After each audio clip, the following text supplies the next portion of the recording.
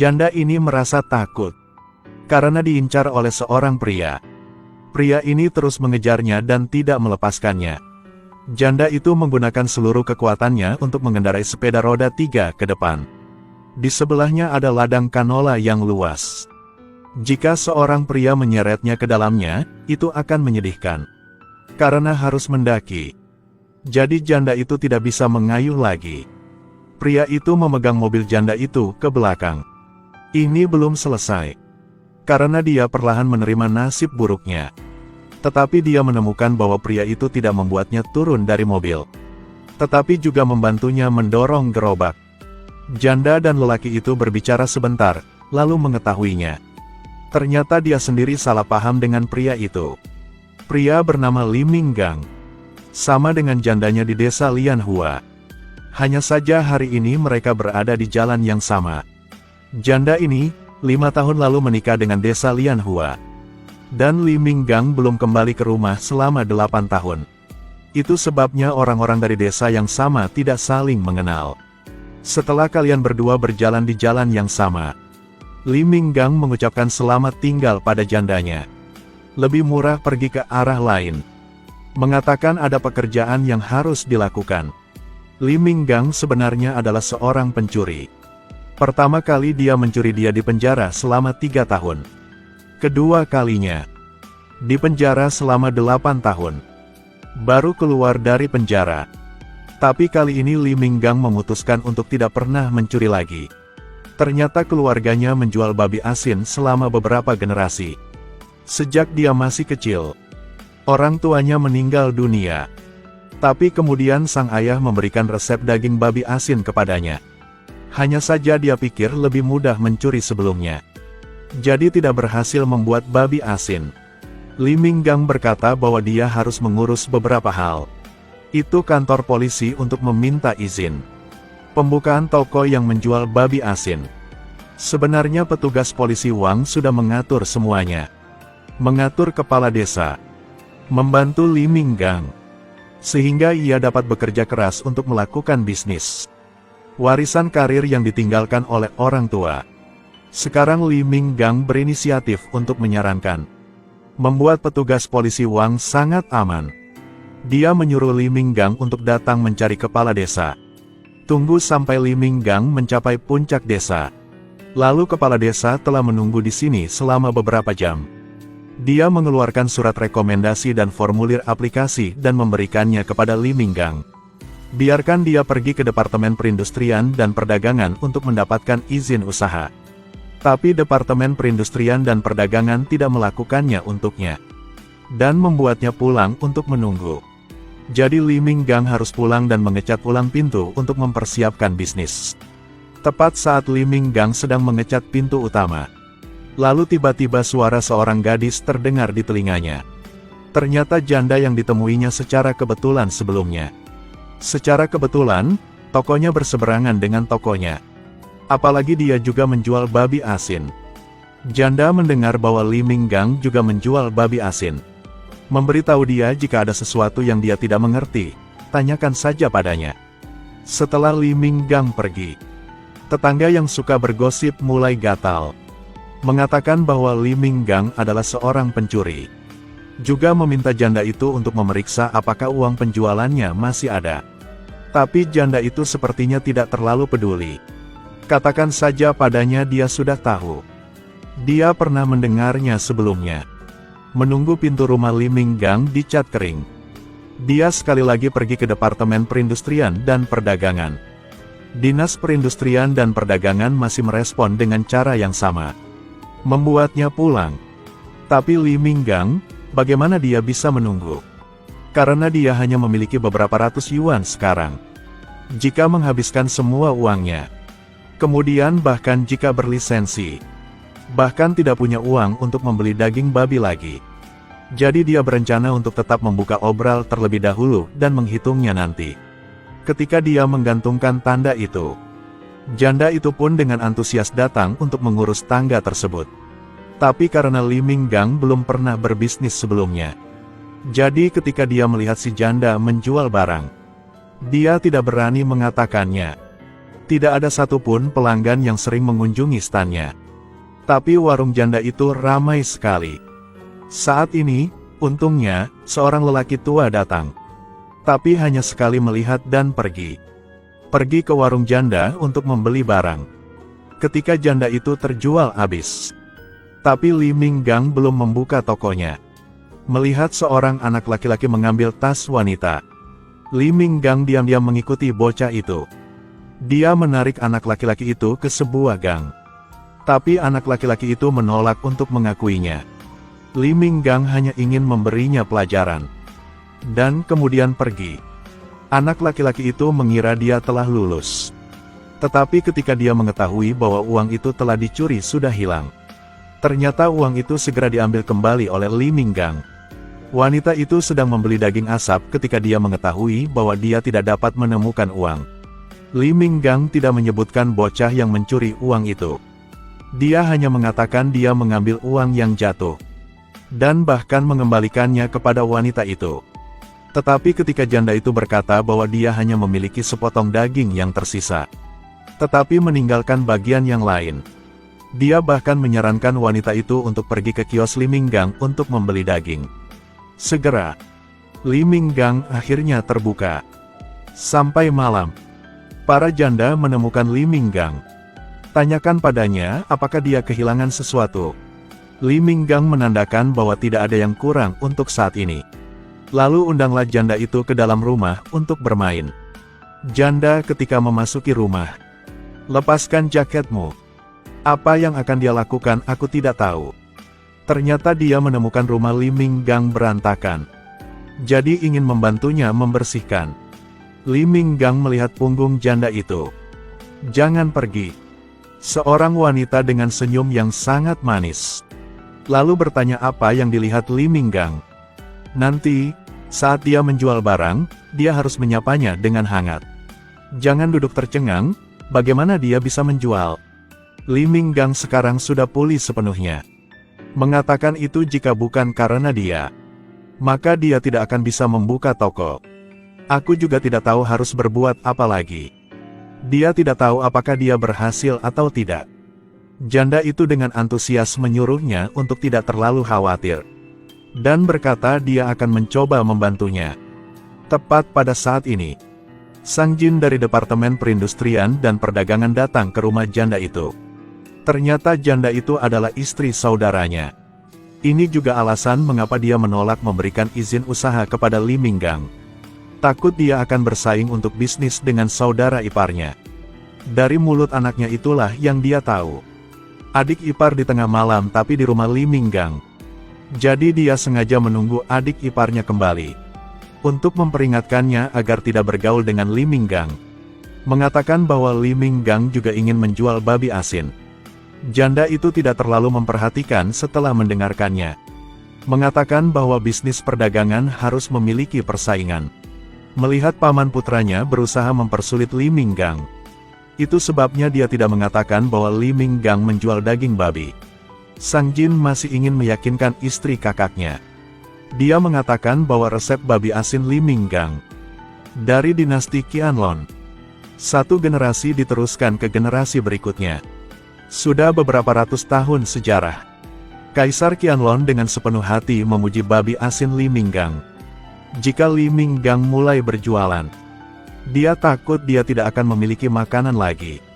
Tapi janda itu sangat percaya diri. Mengatakan bahwa dia telah membuat bacon selama 5,6 tahun. Dia belum pernah melihat orang mengatakan itu tidak enak. Dia bahkan mengatakan bahwa dia ingin bersaing dengan Li Minggang secara adil. Keesokan harinya Li Minggang tidak berjualan seperti biasanya. Jadi tidak bisa dijual sama sekali. Melihat janda itu hanya mengatakan beberapa kalimat. Kemudian semua orang datang untuk membeli nuok-nuok. Jadi ketika dia melihat orang lewat, juga mencoba untuk menjual barang. Melihat tidak ada yang mau beli, dia duduk lagi. Dia melihat pedagang kaki lima menggunakan pengeras suara kecil untuk mengiklankan barang mereka. Jadi dia beli juga. Pada saat yang sama, suara penjualan juga tersedia. Keesokan harinya janda itu melihatnya memegang megafon. Segera mengungkapkan senyum yang sangat puas. Dia berpikir dalam hati bahwa seorang pria juga sangat patuh. Namun meski begitu, tidak ada yang datang untuk membukakan toko untuknya. Untungnya wanita yang membelinya sebelumnya kembali untuk membelikannya untuknya. Dia juga memperkenalkan kenalannya untuk membeli. Wanita yang terus memuji daging Li Minggang itu enak. Orang tua itu menawarkan untuk mencoba sepotong. Setelah dia selesai makan, dia membuat evaluasi. Bahwa daging babi itu gemuk tetapi tidak dingin. Dalam rasa memiliki aroma manis. Rasa yang sangat menarik. Cukup makan sekali dan dia tidak akan melupakannya. Orang tua itu segera membeli 1 pon untuk dimakan. Segera setelah itu, janda itu tidak melakukan bisnis apapun. Karena babi asin Li Minggang adalah transmisi 10 transmisi 100. Sehingga menjadi sangat terkenal. Sekeras apapun janda itu berusaha mengantarkan barang-barang itu. Maka semua orang ingin untuk membeli di konter sebelah. Saat ini, bibi tetangga memulai banyak hal lagi. Memfitnah Li Minggang. Tapi janda itu tidak bisa berjualan sekalipun. Tapi tidak membenci Li Minggang. Jadi dia tidak peduli dengan apa yang dikatakan Eid. Tidak berharap si cerewet membawa cerita ini ke Sang Jin. Sang Jin berkata bahwa Li Minggang tidak diperbolehkan berbisnis. Buat dia melepas tanda itu. Kemudian membuatnya mengemas semua daging. Biarkan dia merebut. Juga didenda 200 yuan. Li Minggang berkata dia tidak punya uang. Sang Jin ingin membawa semua orang pergi. Tetapi orang yang membeli daging merasa sangat tidak nyaman. Mereka mengatakan bahwa jika membawanya pergi, tak tahu di mana membeli daging. Sang Jin langsung cerah. Perkenalkan semua orang ke toko di seberang untuk membeli. Ia juga mengatakan bahwa ia sendiri sering membeli daging di warung seberang. Rasanya sangat enak. Si cerewet mengaku membantu janda itu sedikit marah. Jadi dia mengambil sepotong daging sebagai pekerjaan. Daging babi Li Minggang tidak hanya disita, tetapi juga ditangkap dan dibawa ke kantor. Tidak hanya, dia juga didenda 200 yuan Cina. Sang Jin menghitung 150 yuan. 50 yuan masih hilang. Harus memberitahu Li Minggang untuk segera menebusnya. Mengancam Li Minggang, jadi hiduplah sedikit lebih jujur. Jika tidak maka kirim dia ke penjara lagi. Jangan pernah biarkan dia pergi seumur hidup. Setelah memberinya tiket, dia menyuruhnya pulang dan berpikir, di mana dia salah? Sampai malam itu, anak laki-laki yang mengambil tas tempo hari menemukan rumah Li Minggang. Mengatakan bahwa dia memutuskan jalur bisnisnya sebelumnya. Sekarang giliran dia yang dihalangi berbisnis oleh orang lain. Baru sekarang Li Minggang tahu. Ternyata janda itu adalah adik ipar Sang Jin. Li Minggang tidak mau percaya. Dia baik padanya setiap hari tapi diam-diam menusuknya dari belakang seperti itu. Dia marah dan mengusir bocah itu dari rumah. Tetapi ketika janda itu datang untuk menemukannya, ingin meminta maaf. Lalu dia diusir. Bahwa Tang Tan sekarang pergi ke desa untuk menemui kepala desa. Ingin kepala desa mengusir Li Minggang dari desa. Lalu bergandengan tangan. Ganti tanda toko kakak ipar. Li Minggang akhirnya mengerti. Di mana dia salah? Dia sekarang tidak ada 1 sen pun yang tersisa di sakunya. Dia mengembara di jalan dan ingin kembali ke cara lama. Jika dia mencuri motor ini dan menjualnya, lalu dijual, bisa mendapatkan beberapa ratus yuan. Tapi pada akhirnya dia tetap menyerah. Pencurian. Saat itulah dia mencari tempat dengan pemandangan yang menawan. Tidak tahu. Kemudian kepala desa datang menemuinya. Tidak hanya dia secara pribadi membuat lisensi untuknya, tetapi juga memberinya beberapa ratus yuan untuk modal bisnis. Li Minggang buka lagi. Karena sekali dibuka, sehingga tokonya semakin terkenal. Di depan antrian yang sangat panjang untuk membeli daging. Hal ini membuat janda tersebut tidak lagi memiliki cara untuk bekerja. Tapi Li Minggang dalam masalah baru. Anak laki-laki itu berpura-pura lapar. Saat itulah Li Minggang hendak memotong daging untuk dimakan bocah itu. Kemudian dia mencuri uangnya dan melarikan diri. Yang lebih aneh adalah Li Minggang tidak berniat mengejar bocah itu. Hanya bocah malang. Ditangkap polisi. Petugas polisi Wang mencium bau daging asap. Harus berasumsi bahwa uang ini milik janda. Tetapi janda itu mengatakan dia tidak kehilangan uang. Ketika petugas polisi Wang membawa bocah itu ke kios Li Minggang. Lalu dia bilang itu karena dia yang berinisiatif untuk anak laki-laki itu. Mengatakan bahwa dia menerima anak laki-laki itu sebagai muridnya. Dan mengirim anak laki-laki itu untuk membeli barang-barang untukku. Dia berpura-pura membentaknya, dia mengambil uang itu dan melarikan diri sebelum kembali. Li Minggang melakukan itu. Itu karena dia ingat hidupnya. Karena orang tuanya meninggal lebih awal. Itu sebabnya dia harus jatuh ke jalur perampokan. Dia menjalani hukuman 10 tahun penjara. Jadi dia tidak ingin bocah ini berakhir seperti dia. Ketika Li Minggang bertanya tentang tubuh bocah itu, dia mengetahuinya.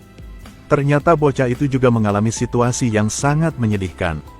Nama anak laki-laki itu adalah Dongge. Ketika dia berusia 9 tahun, ibunya meninggalkannya untuk orang lain. Ayah anak laki-laki itu tidak bekerja dan tidak peduli padanya. Semua anak laki-laki mengandalkan diri mereka sendiri untuk melewati hari. Jadi Li Minggang memutuskan akan membesarkan anak itu. Sekarang janda itu tidak bisa menjual babi. Sedih banget tiba-tiba ada yang ketuk pintu. Siapakah janda itu? Lalu tidak ada yang menjawab. Lalu ada barang yang dilemparkan ke dalam. Ambil buahnya dan lihat. Ternyata ini adalah rahasia keluarga Li Minggang. Tapi janda itu tidak mau menerimanya. Jadi dia memberikannya kembali. Mengatakan bahwa Li Minggang tidak perlu mengasihaninya. Keesokan harinya, janda itu terus berjualan barang. Tidak mudah untuk memiliki seseorang yang ingin datang dan mencobanya. Tapi katanya gak enak jadi gak jadi beli. Sang Jin baru saja lewat dan melihat pemandangan ini. Li Minggang takut dilecehkan lagi. Jadi mengambil potongan daging terbesar. Ingin memberi Sang Jin. Tapi Tang masih dengan keras kepala menolak untuk menerimanya. Dia bahkan terus mengucapkan kata-kata jahat yang melarangnya berinteraksi dengan adik iparnya.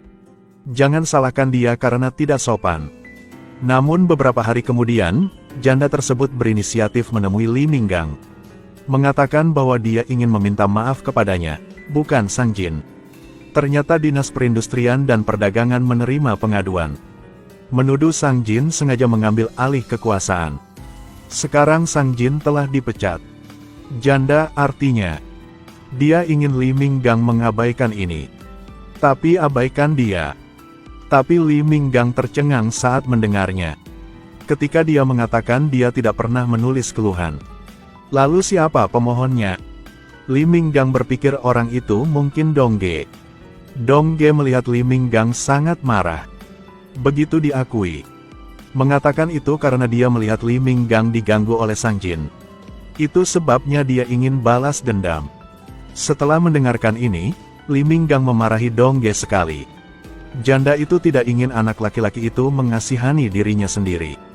Jadi dia berdiri untuk melindungi Dongge. Katanya berhenti bersikap agresif. Dongge terlalu muda untuk mengerti. Di bawah pimpinan kepala desa, Li Minggang dan Dongge pergi ke Departemen Perindustrian dan Perdagangan. Meski penampilan Dongge membantu Sang Jin mempertahankan pekerjaannya, tapi pemimpinnya menegur dan meminta Sang Jin pulang dan merenungkan dirinya sendiri. Karena Li Minggang didenda sebelumnya. Kepala desa bahkan datang sendiri untuk mendapatkan izin usaha. Hal-hal ini tidak bisa disembunyikan selamanya. Lagi pula, semua orang ingin memberi Sang Jin kesempatan untuk mengubah dirinya sendiri. Tapi keesokan harinya Li Minggang mencegah pelanggan membeli daging babi dari rumah janda. Ada apa di sini? Ternyata tadi malam, seorang pria bertanya pada Li Minggang apakah dia ingin membeli daging. Li Minggang segera mengetahui bahwa itu adalah babi yang terinfeksi. Tidak hanya tidak membeli, tetapi juga mencegah orang tersebut menjual kepada orang lain. Pria itu sangat khawatir setelah mendengar ini. Mengatakan bahwa ada anggota keluarga yang sakit dan tidak punya uang untuk berobat. Masih menunggu selesai menjual daging babi untuk mendapatkan uang berobat. Setelah mendengar